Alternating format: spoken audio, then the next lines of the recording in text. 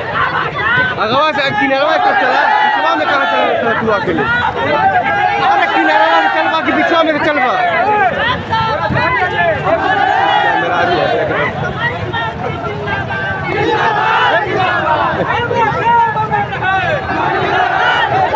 Side से side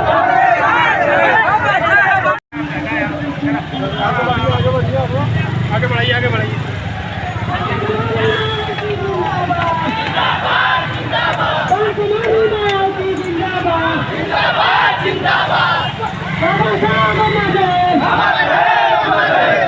भाई संघर्ष करो हम तुम्हारे साथ भाई संघर्ष करो हम तुम्हारे साथ जय भीम जय भीम। देखिए साथियों माननीय बहन का निर्देश है कि अनुशासन के साथ हमको ये पद यात्रा निकाल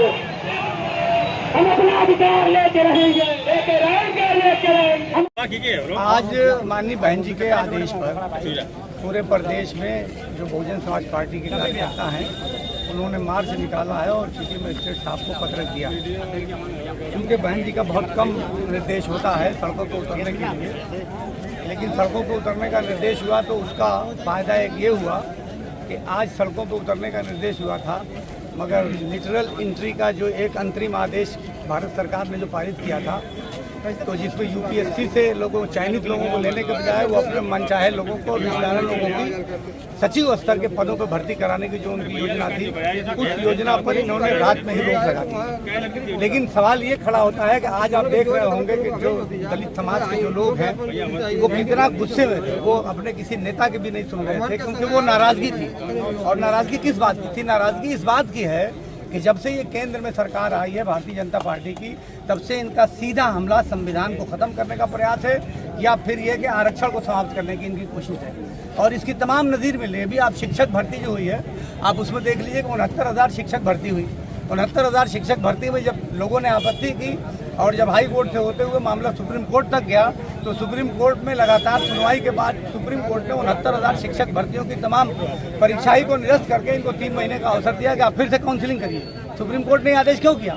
सुप्रीम कोर्ट ने आदेश इसलिए किया कि इन्होंने जो बैकवर्ड का 27% आरक्षण होना चाहिए उसमें सिर्फ 3.5% दिया है, और जो दलितों का 22% आरक्षण होना चाहिए उसमें सिर्फ इन्होंने 16% दिया है। तो जो ये 18-20% आरक्षण की जो चोरी है, इसी चोरी को सुप्रीम कोर्ट ने पकड़ा। इसके अलावा आप जैसे ये लिटरल एंट्री का जो ये ले आए, अब 43 लोगों का इन्होंने सचिव स्तर के लोगों को भर्ती करने के लिए आदेश जो दिया था, अब आप बताइए कि अगर आरक्षण होता तो इसमें 23 कम से कम हमारे दलित या बैकवर्ड क्लास के हमारे जो भाई हैं वो भी उस पद तक पहुंचते। और इस प्रकार की नियुक्ति जो सीधे नियुक्ति होगी, तो इसमें जो आईएएस आईपीएस करके यूपीपीएससी से जो लोग आ रहे हैं उनका मतलब क्या निकलेगा? इसका मतलब कि ये संदेश देना चाहते हैं कि हमारी सरकार में जो यूपीएससी से चुनकर आईएएस और आईएफएस आते हैं वो सब नकारे हैं, क्योंकि आप बाहर से ले आने प्राइवेट कंपनियों में जो सीईओ हैं उनको ले आके आप सचिव के स्तर पे आप उनको सीधा भर्ती कर रहे हैं और तमाम सुविधाएं दे रहे हैं। तो ये सरकार किसी भी हालत में, जैसे आप प्राइवेट सेक्टर को ले लीजिए, प्राइवेट सेक्टर में 90% से ज़्यादा गैर दलित और गैर पिछड़े हैं। आप बताइए कि आबादी किसी कितनी है और आरक्षण किसका है? तो बैकवर्ड क्लासेस का आरक्षण ही नहीं है प्राइवेट नौकरी में, और 80% नौकरियां तो प्राइवेट में हैं। तो हमारी ये मांग है कि प्राइवेट सेक्टर में भी आरक्षण को जो बाबा साहब ने जो संविधान बनाया और उसके तहत जो दलितों को और पिछड़ों को जो बाबा साहब ने आरक्षण दिया, उस आरक्षण को लागू किया जाए और प्राइवेट कंपनियों में भी लागू किया जाए। अभी तो खुद ही दलित और जो पिछड़े हैं वो उनकी संख्या नौकरियों में बहुत कम है, और धीरे धीरे ये संविधान को ख़त्म करने के लिए और आरक्षण को समाप्त करने के लिए ये सरकारें जो प्रयास कर रही हैं, तो आज आपने देखा होगा कि बगैर किसी योजना के हजारों हजार की तादाद में दलित और बैकवर्ड सड़कों पर उतर गए। और गुस्सा उनका इतना था कि हम लोगों की बात भी सुनने को तैयार नहीं थे। वो कारण इसीलिए है कि सबको समझ में आ रहा है कि जो गरीब है वो दिन ब दिन गरीब होता जा रहा है और जो संपन्न लोग हैं वो दिन ब दिन संपन्न होते जा रहे हैं। तो इस नाबराबरी को सरकार की ख़त्म होना चाहिए, वरना आंदोलन की तो ये शुरुआत है। अभी बहन जी इशारा कर देंगे तो हम लोग पूरा जाम कर देंगे पूरे जिले को, बस उनके आदेश का इंतजार हम लोग करते हैं। क्या प्रश्न आपका ना?